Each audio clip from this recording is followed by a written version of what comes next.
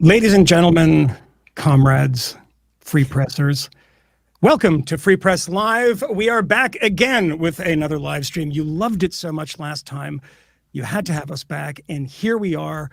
I'm your host, your kind of host, your co-host, Michael Moynihan, and with us today, my friend, my nemesis, Chavista, opinion editor at Newsweek, Batya Ungar-Sargon, comedian, writer, spectator, columnist. And if you watch Curb Your Enthusiasm, she shows up there once too. Bridget Phetasy joining us live from Rhode Island, and our friend from within the Free Press, Peter Savodnik. Thank you all for joining us, and we got a lot to talk about. It's kind of a slow news cycle. Kamala Harris tomorrow will be in North Carolina talking about her economic plan. A little preview of it, by the way. Price controls. Nixon is back. RFK Jr., who's been on the Honestly show, you know him if you pay attention to politics and if you pay attention to the Free Press. He was polling at one point about 20%, kind of flatlining now. And Ukraine, 2.5 years into the war, what on earth is happening? Ukraine has invaded Russia. What? 8 months it took Russia to gain the amount of territory Ukraine has picked up in Russia, in Kursk, in the past, I don't know, week and a half now. And then finally, we're going to get to the most important story in America. I don't know if you knew this, but there's a lady named Candace Owens, and she's absolutely crazy and obsessed with Jews. We're going to talk about that because it's what America needs right now is a little dose of insane anti-Semitism. Batya, can we start by talking about what's her name that's running for president? What do you call her? Kamala? What's she on about now? What are we talking about? The economic stuff. Yes, let's do it. Let's talk about some issues. Vice President Kamala Harris is going to propose the United States' first ever federal ban on corporate price gouging in the food and grocery industries. Now, this is part of her broader economic policy platform that she's planning to unveil on Friday at a campaign rally in North Carolina. And she has also been speaking about implementing rent controls, taking on corporate landlords, and capping the cost of prescription drugs. Let's take a look at VP Harris at a Las Vegas rally this past weekend. Take on big corporations that engage in illegal price gouging, corporate landlords that unfairly raise rents on working families, and take on big pharma and cap the cost of prescription drugs for all Americans. Now, Trump also made reference to skyrocketing food prices just an hour or so ago at a press conference at his Bedminster Golf Club in New Jersey. But of course, he blamed somebody else. Let's take a look at that. Prices have skyrocketed. Cereals are up 26%. Bread is up 24%. Butter is up 37%. Baby formula is up 30%. Flour is up 38%. And eggs are up 46%. And many items are up at much higher rates than that. Now Kamala is reportedly proposing communist price controls. She wants price controls. And if they worked, I'd go along with it too, but they don't work. They actually have the exact opposite impact and effect. But it leads to food shortages, rationing, hunger, dramatically more inflation. Their Inflation Reduction Act, by the way, was a disaster. So, Michael, it seems like we can all agree that the price of food is out of control. But what I want from you is to explain to a no-good commie like me why the government should not be telling companies that they cannot price gouge and what is the right way to bring down the cost of groceries. Go for it. Batya, I know that you are a no-good pinko, right? We know that. We've established that. We've had one episode already, which was the established Batya as a commie episode. But you support this. You support capping prices on food. Look, all right. My initial reaction was like, yeah, F around and find out. We're going to take on the... But then obviously I thought about it for a minute and I remembered, the Cultural Revolution in China, 40 million people starving to death. Like, I know obviously they fucked around and found out. By the way. This is bad. So my question to you, Michael, is what is the right way to bring down the cost of groceries? Because it really is killing the average American. Well, let's start with the wrong way, which is price control. There are about three things. I could be generous and say there are more than that, but there's basically 2 to 3 things that every economist agrees on doesn't work. price controls being one of them, rent control being another. That is something that Kamala Harris has also suggested. Would be an absolute disaster because it obviously leads to shortages. I mean, look, the suggestion, this is what pisses me off so much. The suggestion that this is why things are so expensive is absolutely bananas. And she clearly knows it's not true. I mean, they absolutely know it's not true, but this is bad populism. This is what happens because economics is hard. Economics is complicated. It's very easy to say, I'm going to give you a whole bunch of stuff. I'm going to stop making things so expensive. And people say, yeah, no, I like that. But it's really, really hard to take the other tack and be the economist who says, okay, this is what's wrong with price controls. This is what's wrong with rent controls. It dries up the market. It just doesn't really work for people. They just want things for free. Give it away. I'll give you this. I'll give you that. And guess what happens when you give things away? You have inflation.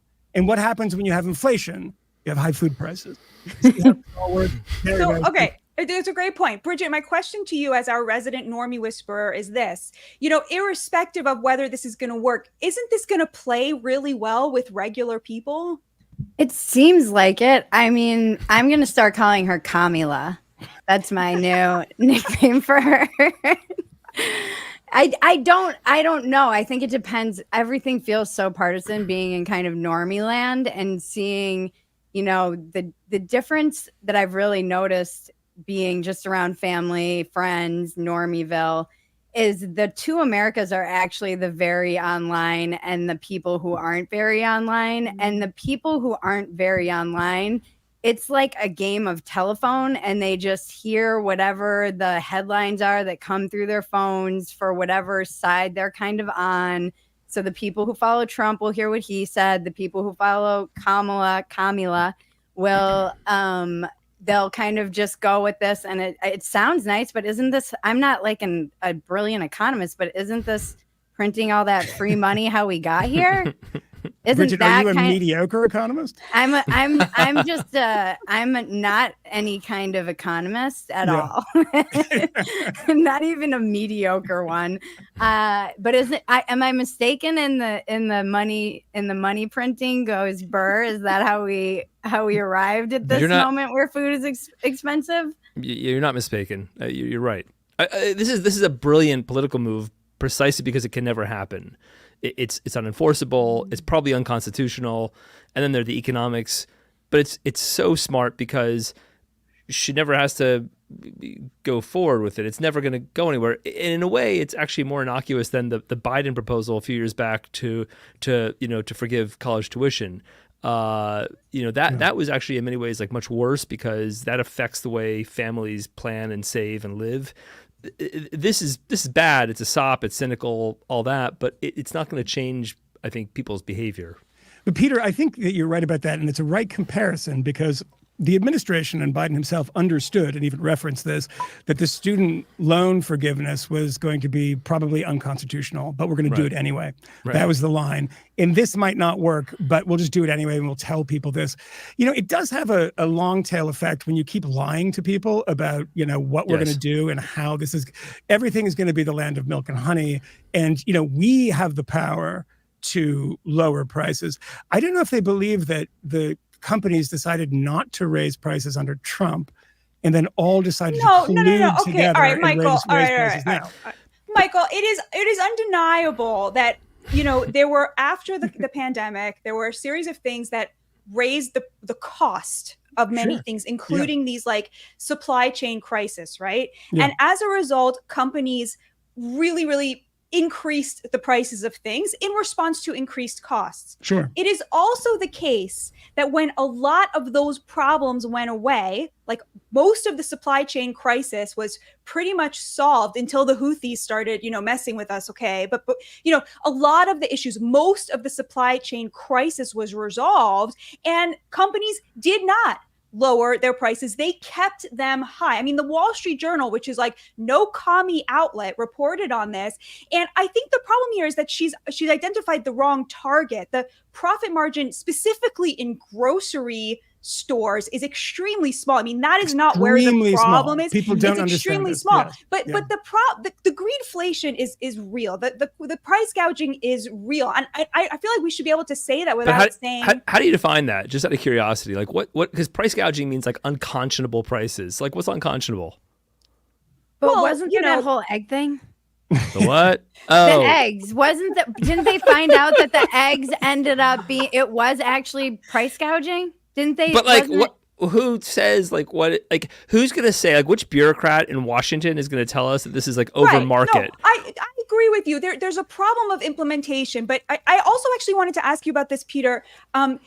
Harris seems to me to be running an almost perfect campaign in the 2 weeks she's been at it. And I say that kind of, not that I, admire it so much as I admire the audacity of it, Yeah. like refusing to take any interviews because she knows she's really bad at them. But also I think there are a few admirable things, like, so far she hasn't bashed Biden. We'll see what happens tomorrow. And also, I think actually avoiding appeals to identity politics has been really smart. And probably there's a lot of people telling her the opposite and she's resisted that. I'm curious what you make so far of her campaign. I mean, actually, the price gouging plan is interesting because it does create an opening or a point of difference between the Harris campaign and the Biden-Harris administration, right? It was just, I think, last week that the administration put out this plan saying that if we want to make more housing in, say, California, I think it was California, we have to slash red tape, which is actually a very good idea. So they deserve credit for that, right? Like,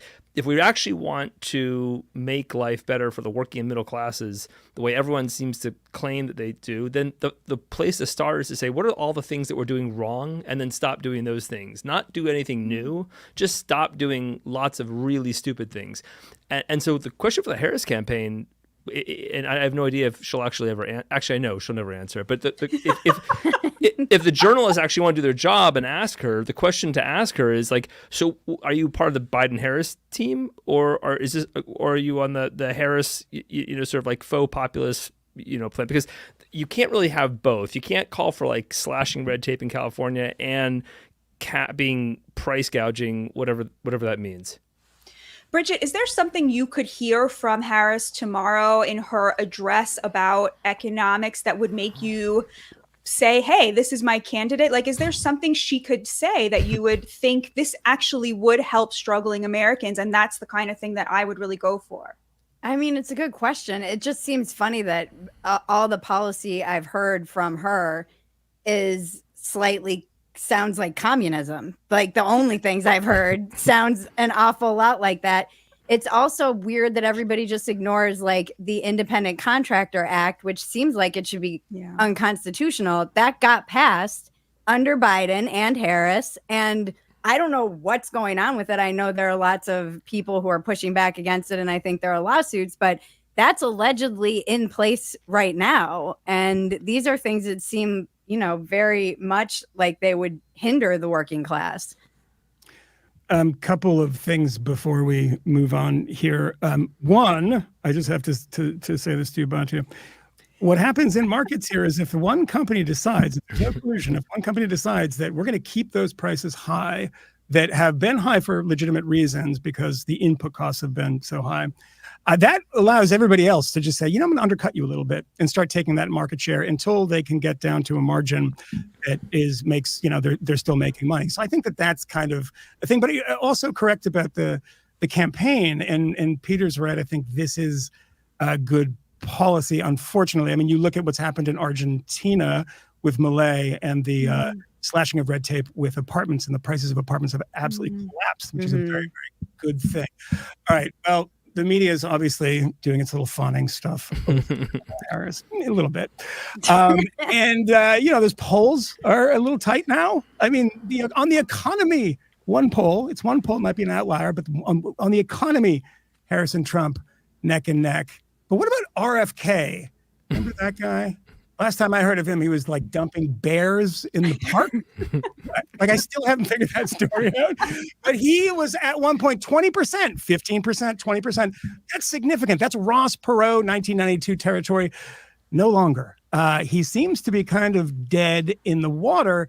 And there has been reporting today and yesterday, which in fairness, they have denied, that he was vying for a cabinet position in a Harris administration. He's already done that with Trump. Take a look.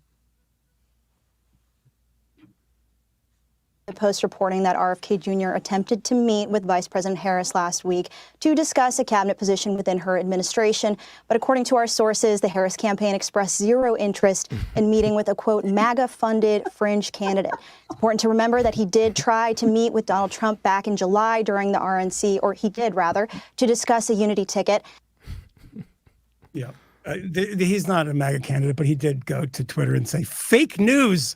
That was the response from RFK Jr. But so, he's been trashing Harris and then trying to get a job. I don't kind of understand what the purpose of RFK is at this point. But, the question that every political analyst is trying to figure out is who he's helping, who he's hurting, because people are leaving his side, right? There were people, these people that hated both Trump and Biden. They seem to be sort of navigating towards Harris now. And before they were navigating to RFK, it seems like that is no longer the case. And he is posing a danger to Donald Trump. Guys, Bridget, I know that you love RFK. Right? Particularly the dead bear thing, I think was really what did it for you. I love it. Guy. I mean, you kind of have to. And can I, before I get this is a text that I got from somebody who knows Bobby Kennedy, and he texted me, the amazing thing about the bear story is that it's exactly the sort of thing Bobby does stone cold sober. So it's one way of saying he's a total lunatic too. Bridget, first of all, is he nuts? Second of all, are people that were going to vote for Bobby Kennedy, the vaccine dude, going to go to Kamala Harris? I don't get it. I don't know. It's weird. Like, doing comedy gives you such immediate feedback, and the big pops when I see other comedians talking about all of this, the people in the audiences love this guy. It's been something that's been surprising to me. Yeah. I don't know if they're just apolitical, if they're people who don't vote. Maybe they're just the people who don't vote. But maybe they just like all the memes about all the things he's been responsible for, aside from the bear. It does seem like the people, because wasn't there a poll that came out today that something like 40% of the people who are going, is that what you were talking about? Yeah. They go back to the fold of the Democrats, and they were kind of just like, yay, we have an option other than someone who's brain dead. And now that someone's alive, we can go back and vote. But I don't know. It's weird. This is that whole, like, the people who are kind of anti-vax and hippies, that crossover. I feel like a lot of them have actually been quite red-pilled over the years. That used to be the thing. If you were anti-vax, you were kind of a lefty that lived on a commune in Burlington, Vermont or something. Or Malibu. Or Malibu. The poll that Bridget's talking about, I don't want you to click away from the stream, because if you do, you too are a communist, so don't do it. But when you're done, it's Harry Enton over at CNN, who's a brilliant guy and a lovely guy too, really breaking it down. And it should scare the ever-loving shit out of Trump people. Peter, RFK, I mean, look, I think there was a bit of a Bernie quality to him in the fact that it's like a refreshing, that he doesn't seem tied to a party. Bernie was an independent. He's a democratic socialist. He says whatever the hell he wants, and he gets like stomped out by the DNC. And they kind of do that to Bobby too. And there was a kind of insurgency that I kind of liked, despite the fact that I hated almost everything that he said.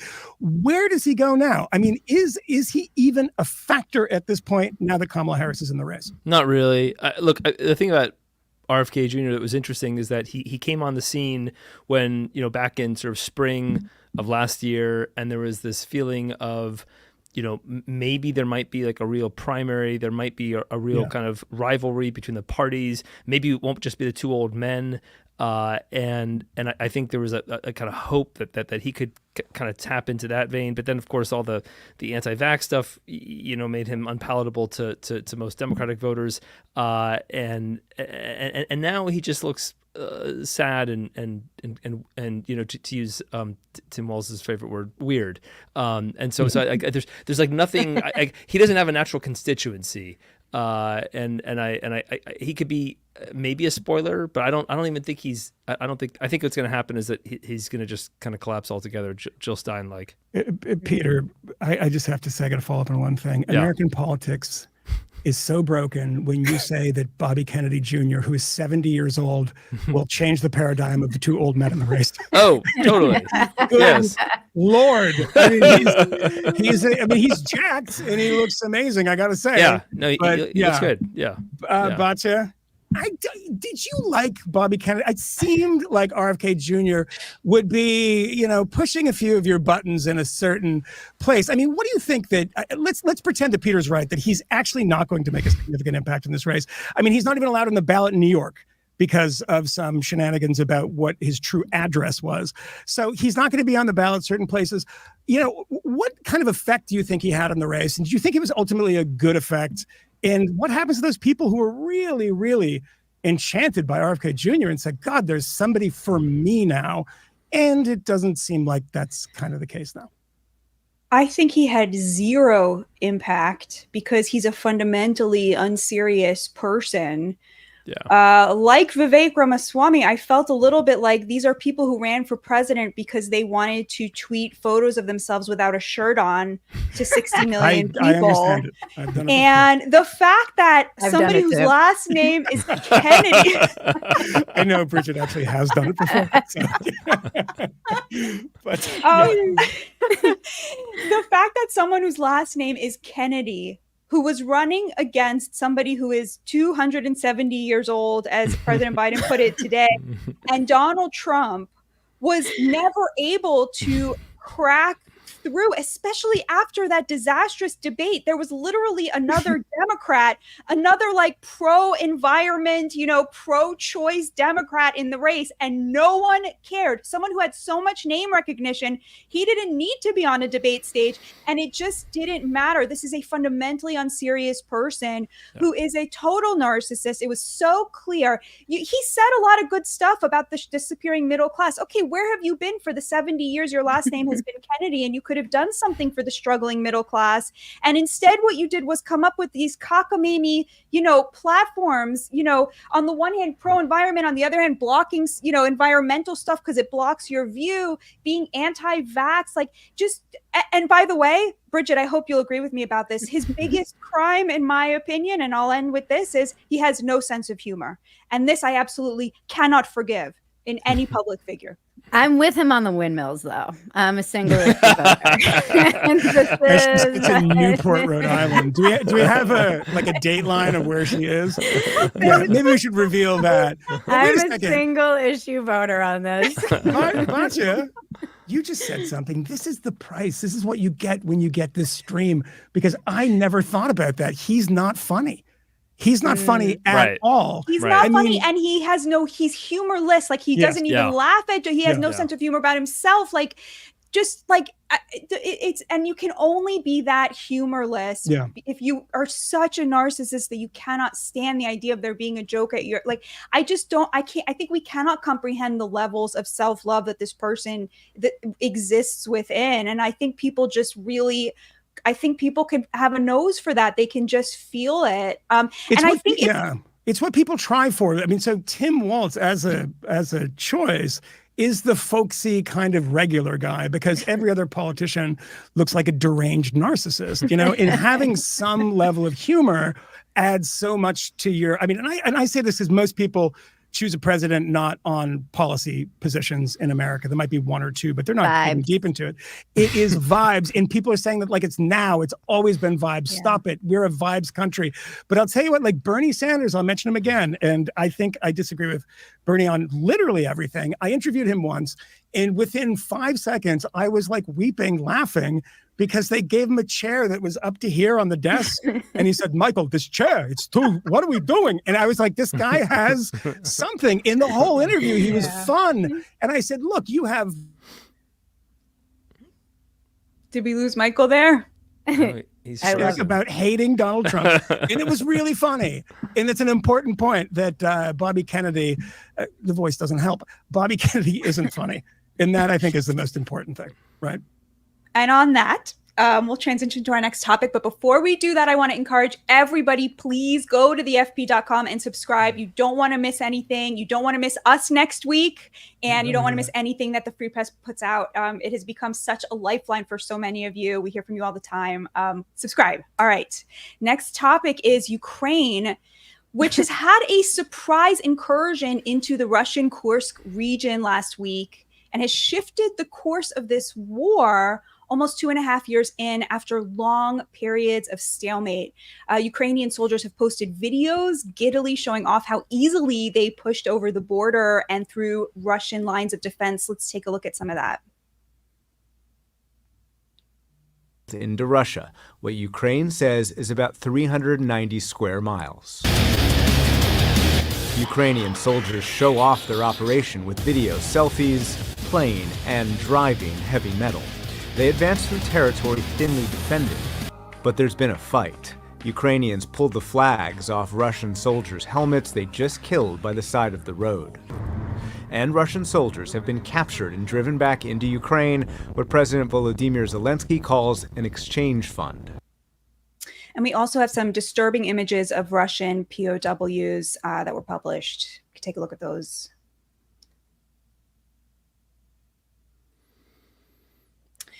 So how significant is this? How significant is this going to be?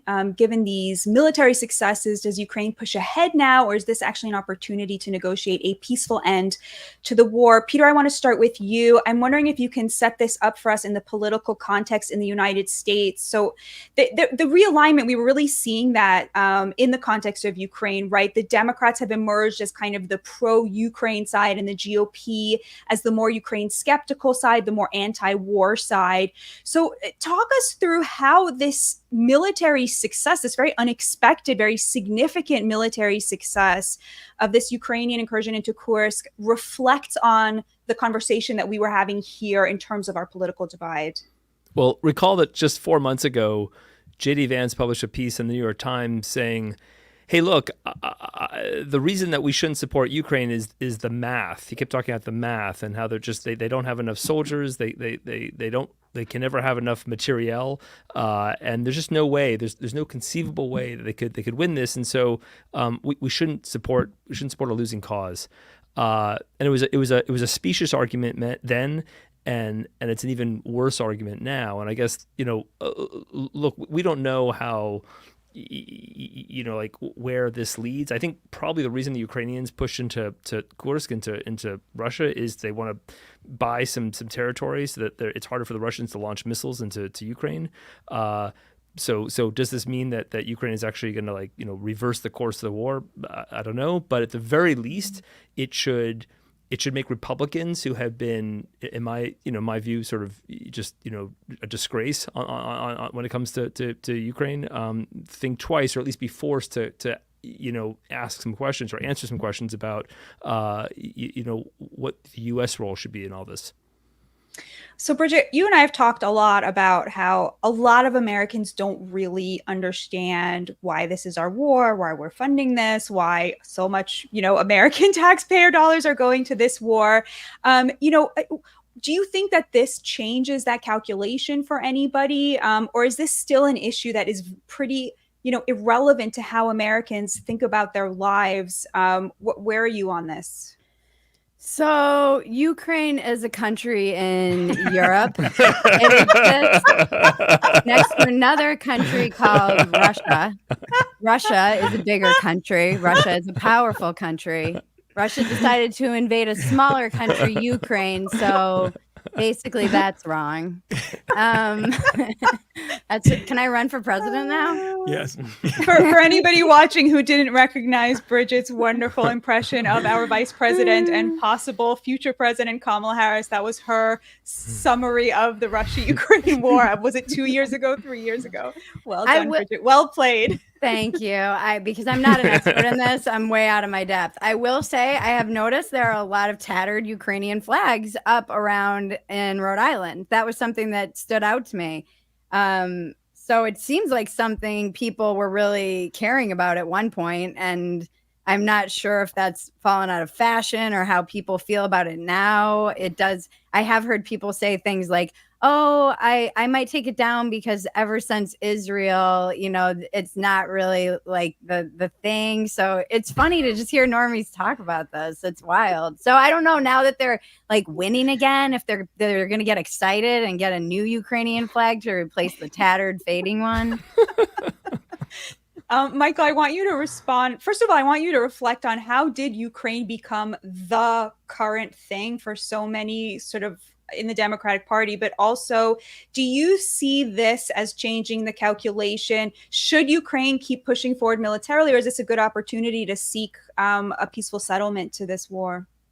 Well, the first question first. I mean, I think it became the thing amongst a lot of people, and amongst those people in Rhode Island, and I was just in Massachusetts, and I see a lot of the Ukraine flags there too. It's because Joe Biden's the president, right? And he had a policy to support the Ukrainians, but it's also because, it's a pretty morally clear position to take that it is wrong to invade a neighboring country and try to take its capital and kill countless, tens, if not hundreds of thousands of people in doing it. And that includes, Russian troops, Ukrainian troops. I mean, the whole thing is an unbelievable tragedy. I went to Ukraine about 3 weeks after the war started, and it was something to behold. I mean, to see a country where everyone, when I was going across the border in Poland to Ukraine, and to see almost a country trying to get out of the country, it looked like it was emptying out, and that's a hard sight for people. And I think that the idea, and people can debate this, I think it felt like the moral position on this was very, very clear. I think when we're trying to figure out the strategic objectives here, it's kind of hard. Zelensky obviously has this has been fantastically successful, and I think that a lot of people thought it was going to be a disaster. And that sort of figure, trusting the Ukrainians, but if we look at Russian telegram channels, this seems to be true, that they have taken in the past week, 2 weeks, the amount of territory that the Russians have managed in the last 8 months. So what are they trying to do? I think Peter's right that they're hitting airfields. They're trying to destroy the capabilities of, sort of mortar fire from the border. And they're also trying to divert troops. I think that's one thing, but the troops aren't being diverted. So what is happening? I think the most important thing that you see here, and you do not see this in the Russian media, because Russia is an authoritarian country, which I would just say it's a dictatorship. It is a dictatorship. And the state-run media is not showing them much of anything. But what's happening now is conscripts, is full mobilization. And I think that is definitely in the mind of the Ukrainian leadership, is that how do you negotiate out of a war? Well, you have to have something to negotiate. You have to, negotiate some territory. So now they're trying to take some territory. The stalemate thing isn't working for them when it comes to negotiations. There's nothing to negotiate, right? We're going to stay in the same place. We give you Luhansk, Donetsk. They don't want to do that. So let's get a pocket here in which you bring up a lot of young kids who don't know what the hell they're doing. You annoy the parents, and they start a sort of small protest movement, you hope, way down the line. Because remember, one tiny fraction of the number of Russian dead in Ukraine died over the course of the Afghan war. And that the pressure from parents in the Afghan war really, really affected the leadership of the Kremlin at that point, Gorbachev. And when they ultimately pulled out, it was 87 and 88. It's like that was because public opinion was not behind it. Now, weird to say that there is a much tighter grip on public opinion in Russia now than there was in 1987 in the end stages of perestroika and glasnost in the Soviet Union. Peter, a couple weeks after the incursion, Putin kind of he gave an interview in which he made clear that his conditions for immediately withdrawing all troops, of course, you don't have to believe him at his word, but his conditions was a kind of ratification of the status quo before the invasion. He said he wanted a commitment that Ukraine would not join NATO. It was not in NATO. He wanted a recognition of the Luhansk, Donetsk regions, the Donbas area, as an independent republic, which it was at the time, and Crimea as part of Russia, which it was at the time. And I think a lot of people understood that sort of eventually, when both parties were willing to sit down and negotiate, that would eventually be a sort of rubric upon which they would have to agree to stop the war. I wonder, first of all, if you think that that is true, and second of all, does this change things? Does them having Kursk to negotiate with now mean that Crimea is again in play for the Ukrainians, or that the Donbas region is in play for the Ukrainians as a demand to end the war? So I have no idea what territory Zelensky is willing to give up or not, reconsider or whatever. I think that really this is about sort of what the West does now, because the fundamentals in Ukraine and Russia have actually, I think, not shifted that much. The question is, does the United States help Ukraine do what it could have done probably a year ago, or do we just sort of hang back? And I think if we do that, then ultimately Russia will eke out some kind of victory. So I don't know. I mean, everything is very up in the air. I don't think that the Ukrainians' recent victories in Russia change the fundamentals, in the sense that you either saw Ukraine, like Israel, as part of the tip of the spear of the fight of the West against the authoritarians, the barbarians, or you didn't get it, and you didn't see that Ukraine, Israel, Taiwan are all part of this kind of sort of intercontinental struggle against backwardness. So if you were on that bandwagon, or if you were in that camp to start with, then yes, we need to help them. And if you weren't, then I don't think this changes things much, unfortunately. Well, there are some people who think that, Israel and Ukraine are not really that comparable, but we will set that aside. Bridget, do you think... Right. Who's that, Batya? Yes. No, I know. Does she have 3 names? Those people are wrong, but and yes. hang out at cop bars? Who is this person? I'm sitting here just wondering if it's a Ukraine flag or Ukrainian flag. That's how smart you guys are. Well, Bridget, it's a really important question. Do you think Americans care? Do you think Americans care about foreign policy? Do you think, some people feel like they should care. I think they really don't care about it at all, especially when, inflation is this high. It's so hard to buy a home, especially when kitchen table issues are so pressing. And I think we're seeing some of that, there's been this sort of interesting breaking apart of the intersectional left now that Kamala Harris is on the ticket, where a lot of Black activists are sort of quietly taking the Palestinian flag out of their bios and getting annoyed at the pro-Palestinian protesters for ruining her moment, right? And there is this feeling of well, why should we have really pressing issues here? Or do you think it's important for Americans to weigh in on foreign policy? That's interesting that you say that, because I do think the people who care that I've noticed, who I do believe genuinely care, they're boomers. They're generally more well off. So they are the people who truly kind of care and are invested more in foreign policy. I don't know if that's a generational thing.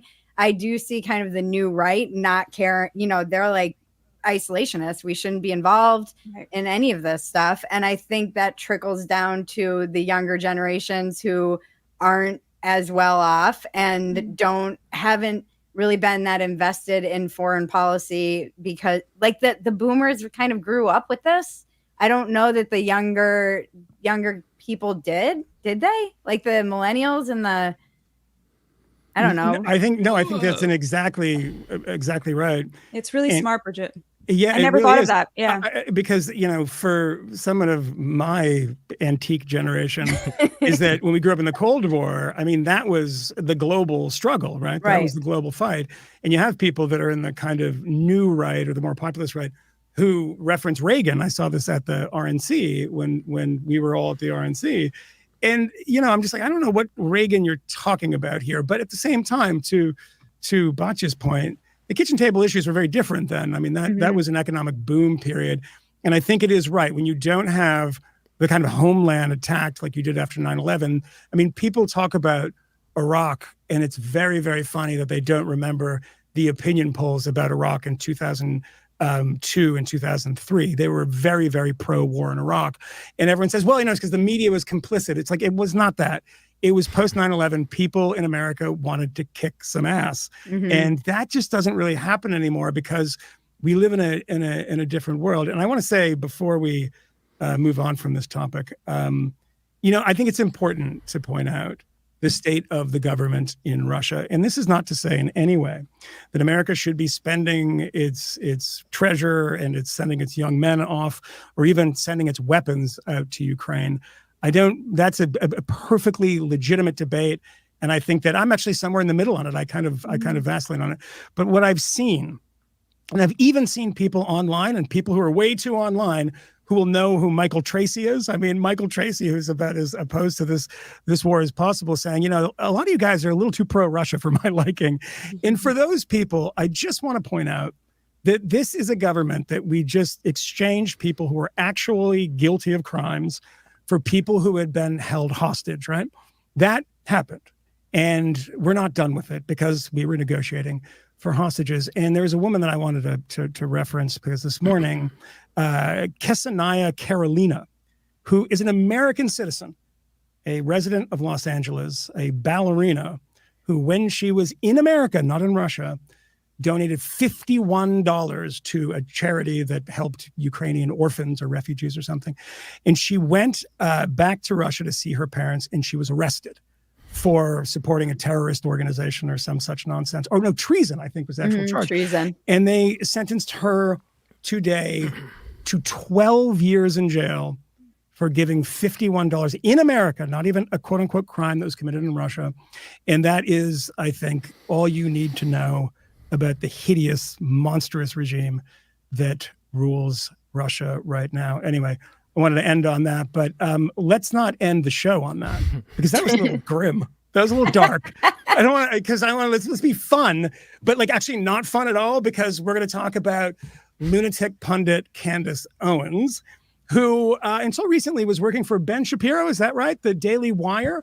And a bunch of people got mad and said, oh, she's being pushed out of the Daily Wire because Ben Shapiro cannot stand criticism of Israel.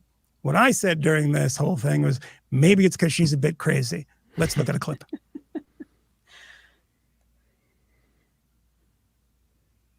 Stalin and Vladimir Lenin were anti-Semitic, and then I learned, wait, Stalin was married to. Yes, they were literally a part of the Jewish cabal. That and credit when I to talk your, about crushing history, where if you even say that, which I'm saying it because I looked into it and I found a friend who understands Georgian, and they're like, everybody knows that Stalin was Jewish. And I'm like, but Americans don't know this. But Candace, they were the good guys. They helped us defeat Nazi Germany. They were the good guys. They were as on they our were team. mass murdering Christians. Oh, 100 million and people. That doesn't psychopaths. matter. That doesn't matter. 100 million people got murdered. No. They're on our team. They're the good guys. That's what the history books say. And this is Sigmund Freud was a Kabbalist, and they believe in bisexuality. They worship Baphomet. They are trying to use psychology to introduce, and I read this in a book by a Jewish historian, David Bacon, to make their religion the religion of the world, right? Which is a pedophile-centric religion that believes in demons, it believes in child sacrifice, and it is the reason that we have the circumstances that we are in today, and most people won't be able to find this history. I am not a Jewish historian called Bacon, first of all. I don't know who that is, but the reason that Americans don't know that Stalin was Jewish was because he wasn't Jewish. I'm sorry, guys. I have to say that I really enjoy this whole thing. And this is somebody who's learning history and a really bad history and then telling us as they learn, like, I'm going to reveal the truth they don't want you to know about Lenin and Stalin being Jews. And by the way, there's one clip we didn't show. It's far too much garbage there. The anti-Semitic stuff it gets even worse, the pedophile stuff. But the one thing that was really amazing that we didn't play there was her listing the number of people who are gay, because she said everyone in the West is bisexual now. Everyone. Macron, who's married to a trans woman. It was like, I cannot believe this person was ever taken seriously. Bridget, did you ever take her seriously? I've looked into it, and I heard Stalin's wife had a dick. Yeah, well, have you looked into anything recently? I've heard Stalin's wife had a dick. Yeah. You I guys. have some theories I of the love how she's Holocaust like, that I love how think- she's like, Jews are trying to impose sexually degenerate behavior. Am I right? Am I right, Mr. Webcam Pimp? He literally accuses like the Jews are pedophiles, and then it's like, wait, isn't your brother on trial for like grooming 14-year-olds? Am I wrong? He's I might like be if wrong. Axe body spray came to life. I don't know. Why does he say her name so weird too? She's a little too. Did you know Darth Vader was actually a Jew for me right now? Yeah, I call those people, Batya, you know this as a. I think if viewers can put it on full screen, they'll see that you have a little Star of David there. So you are Jewish, right? Am I okay on that? I want viewers to know what that means because Candace just told us. This kind of stuff, these are the people that I always point out that are the types who are always spotting Jews. They're like Jew spotters. Like, you know who I found out is Jewish? I'm like, oh, here we go. So who is it now? And 50% of the time, they're wrong, too. People think I'm Jewish. I'm just a friend of the Jews.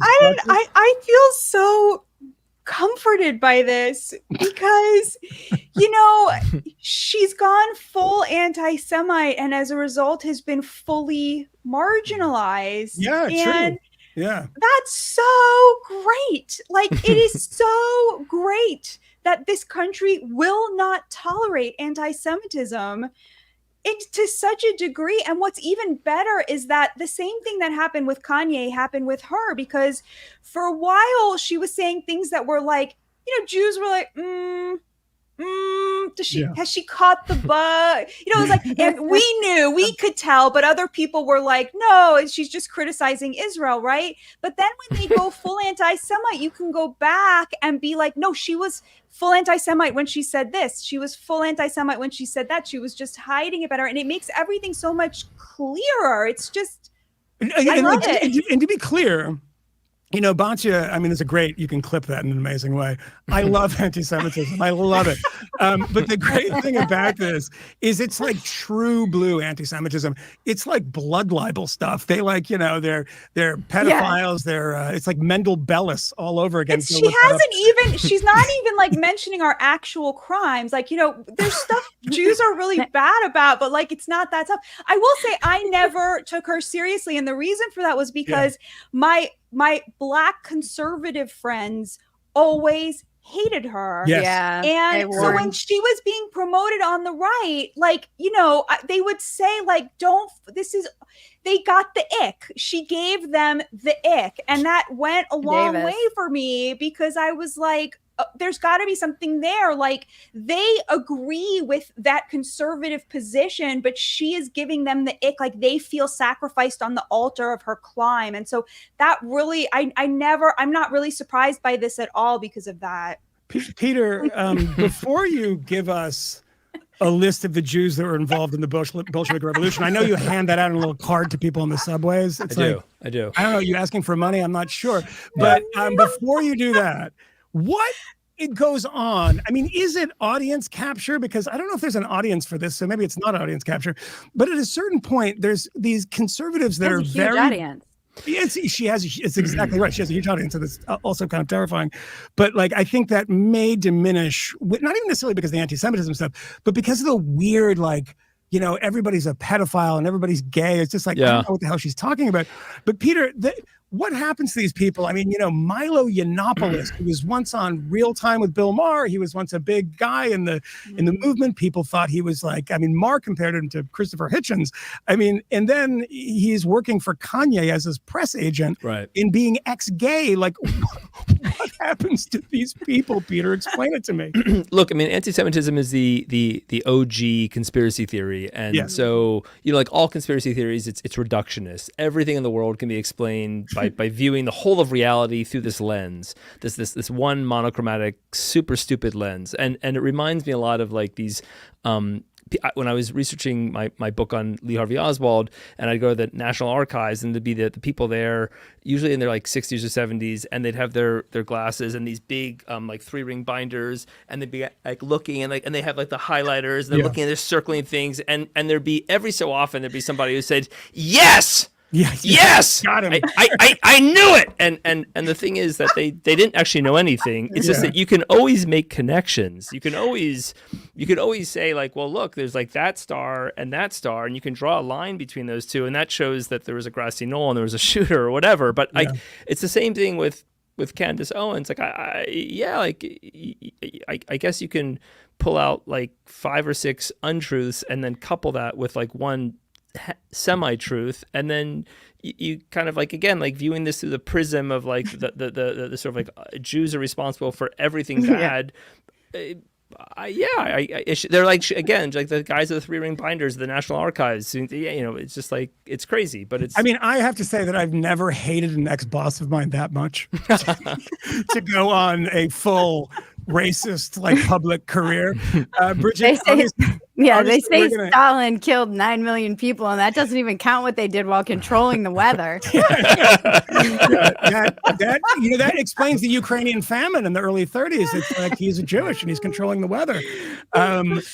Bridget, obviously, after the show, we'll talk about the script we're going to write of the people conspiracy theorists in the library. I want a show based on them.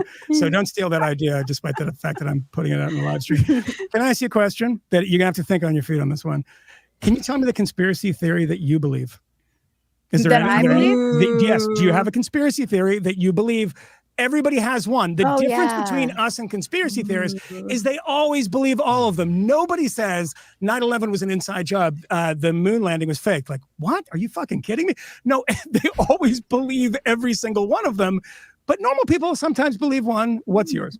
I mean, mine is so basic. I just believe that there are aliens. Oh, yeah. Like is that basic? That's pretty basic. That's like basic. Yeah, bitch mine's stuff. basic. It's so basic, bitch. But I'm a basic bitch suburban mom now. That's the Ann Taylor loft of conspiracy theories. Totally. It really is. But I feel like they keep telling us that they exist, and then they're like, no, nobody either cares or people just are like, nah. Yeah. For some reason on Drudge today, there was a headline about James Cameron, the director of Avatar, and saying that he didn't believe that aliens existed. And I was like, Drudge, there's an election happening, but. Okay. No, that's I'm very basic about that. I was trying to, there's so many came true too. So yeah, I don't know, like the weird ones. Conspiracies do exist. Right. Batya, do you have a conspiracy theory? I really do have to think about it. I may be one of those people who believes more than one. Yeah. What's yours, Michael? You might. I mean, your economics are pretty conspiratorial. Your kind of economic ideas. Michael, let's hear yours and Peter, and then we'll wrap. Michael, what's yours? I will say this. I will say that I once suggested to my comrades that I do the Fifth Column podcast with, Camille Foster, who also, like Bridget, always hated Candace Owens. So just a data point there, that we should do a show in which we confessed our unpopular opinion. We just take everyone, what's your unpopular opinion, confess it. And then we realized that our careers would be over literally before the end of the episode. So we decided not to do that. My conspiracy theories, I mean, look, Eli Lake, our comrade at the Free Press, has done a lot of work and done a bunch of podcasts himself about the Church Committee, Frank Church, and all of the CIA conspiracies from the 60s. And I said, I think a lot of that stuff was overstated. I still do. But those were real conspiracies. Those were actual conspiracies. And they didn't involve, Sam Giancana and the mafia. And Peter knows this very well. I will say the one that everyone believes that I don't believe is I believe that the guy that defected to the Soviet Union, as Peter wrote a book about, and came back and was mad about Cuba and handing out fair play for Cuba, Pam. I think he killed the guy that was the whole Bay of Pigs thing. He was a little mad about that. I believe I'm in the massive minority on this. It's like 80% of people believe in a JFK conspiracy. So, because they want to. They're fun. I think they're fun, but also it's like it's like a great relief to think that you're actually not in control. Mm-hmm. But I don't know. I don't know if I have any conspiracy theories. I do think mental illness is a complete fiction. I guess there's that. That's a big one. No, but the thing is that the parameters of like conspiracy theory have like expanded dramatically. So anyone with like a provocative idea is like accused of like being a conspiracy theorist. I don't think that's a conspiracy theory. I just think that if you buy into that, you're wrong. But you know. By the way, can I interrupt you, Peter? The one technical problem we've had tonight is that you cut out for 1 second when you were telling your conspiracy theory, and I didn't hear it. Which one is it? Just so I can make fun of you? Mental illness is a fiction. Wow. Yes. Wow. It's true. Michael, you didn't know it. It's true. Well, you've just been told. When I show up at your apartment. This is actually like a Candace Owens point. No, it doesn't mean you can't feel bad. It just doesn't mean you're ill. Yeah. You're so hard about this. He makes this point. Yes. All right. We got to wrap.